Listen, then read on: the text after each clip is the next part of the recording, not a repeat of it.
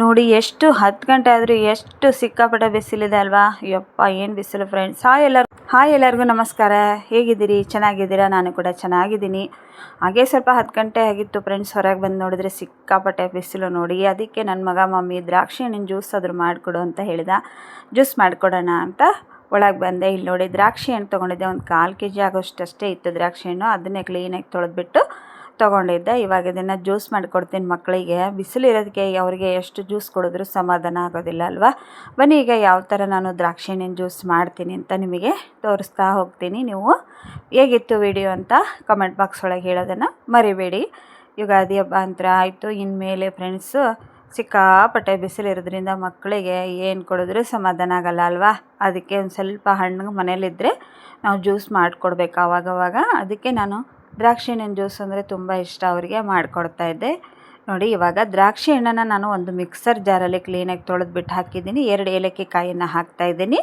ತುಂಬ ಈಸಿ ಇದು. ಮತ್ತು ಏನು ಮನೇಲಿರೋ ಇಷ್ಟೇ ಹಣ್ಣಿದ್ರೆ ಸಾಕು, 2 ಗ್ಲಾಸ್ ಜ್ಯೂಸ್ ಆಗುತ್ತೆ. ಇಲ್ಲಿ ನೋಡಿ ನಾನು ಮತ್ತೆ ಸ್ವಲ್ಪ ಸಕ್ಕರೆನ ಹಾಕ್ತಾಯಿದ್ದೀನಿ. ಏಲಕ್ಕಿ ಕಾಯಿ, ಸಕ್ಕರೆ ಮತ್ತು ಸ್ವಲ್ಪ ಹಾಲು ಹಾಕಬೇಕು ಮತ್ತು ಐಸನ್ನು ಹಾಕಬೇಕು. ಐಸ್ ಅಂದರೆ ಸ್ವಲ್ಪ ತಣ್ಣಗಾಗಲಿ ಅನ್ನೋ ಉದ್ದೇಶಕ್ಕೆ ನಾನು ಐಸ್ ಹಾಕ್ತಾಯಿದ್ದೀನಿ.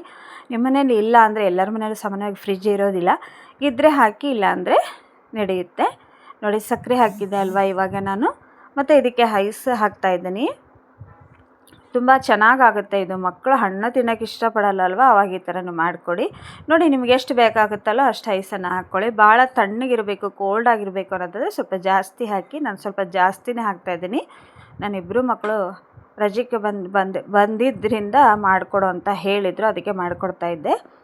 ನೋಡಿ ಇವಾಗ ಸ್ವಲ್ಪ ಹಾಲನ್ನು ಹಾಕಿದ್ದೆ ನಾನು. ಹಾಲು ಹಾಕ್ಬಿಟ್ಟು ಸ್ವಲ್ಪ ನೀರನ್ನು ಹಾಕ್ಬಿಟ್ಟು ಜ್ಯೂಸ್ ಮಾಡ್ಕೊಂಬರ್ತೀನಿ. ನೋಡಿ ಇವಾಗ ನೋಡಿ ರೆಡಿ ಆಯಿತು ದ್ರಾಕ್ಷಿ ಹಣ್ಣಿನ ಜ್ಯೂಸು.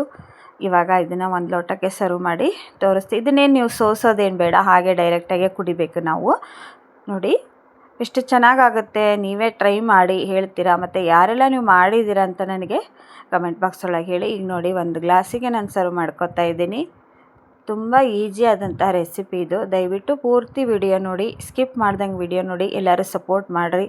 ಈ ಬೇಸಿಗೆ ಆಗಿರೋದ್ರಿಂದ ತುಂಬ ಅಂದರೆ ತುಂಬ ಸೆಕೆ ಇರುತ್ತೆ ಅಲ್ವಾ. ಒಂದು ಸ್ವಲ್ಪ ತಂಪು ಮಾಡ್ಕೋಬೇಕು ಅಂದರೆ ಈ ಥರ ದ್ರಾಕ್ಷಿ ಹಣ್ಣಿನ ಜ್ಯೂಸ ಒಂದು ಗ್ಲಾಸ್ ಕುಡೀರಿ. ಎಷ್ಟು ತಂಪು ಅನಿಸುತ್ತೆ ಅಂತ ನೀವೇ ನನಗೆ ಕಮೆಂಟ್ ಬಾಕ್ಸ್ ಒಳಗೆ ಹೇಳ್ತೀರಾ. ನೋಡಿ ವಿಡಿಯೋ ಇಷ್ಟ ಆಗಿದೆ ಅನ್ಕೋತೀನಿ. ದಯವಿಟ್ಟು ನೀವು ಪೂರ್ತಿ ವಿಡಿಯೋ ನೋಡಿ ಸಪೋರ್ಟ್ ಮಾಡಿರಿ.